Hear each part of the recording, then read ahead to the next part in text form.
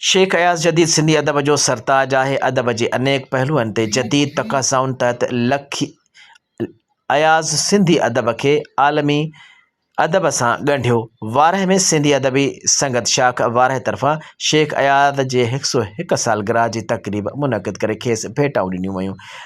वारह में मुज़फ़र काज़ी वटा वारह में सिंधी अदबी संगत शाख वारह तरफ़ा जदीद सिंधी अदब के सरताज शायर शेख अयाज़ जे 101 सालगिरह की तकरीब काज़ी गफ़ार पब्लिक प्राइवेट लाइब्रेरी ते मुनक़िद कई वई। उन मौके ते इरफान मनान नजीब चांडियो आदर्श अमीर चांद अली रफ़ीक सागर मजीद अहमद बख्श बेन ॻाल्हाईंदे चयो त शेख अयाज़ सिंधी अदब के मुख़्तलिफ़ सनफ़ुन में जदीद तकाज़ाउन तहत लिखी सिंधी अदब के आलमी मयार ताईं पहुँचायो ऐं सिंधी शायरी तोड़ी कहाणियुनि में समाज की अलमियन की तस्वीर चिट्टे अदब समाज ऐं अलमियन की तारीख़ पिणु हूंदो आहे।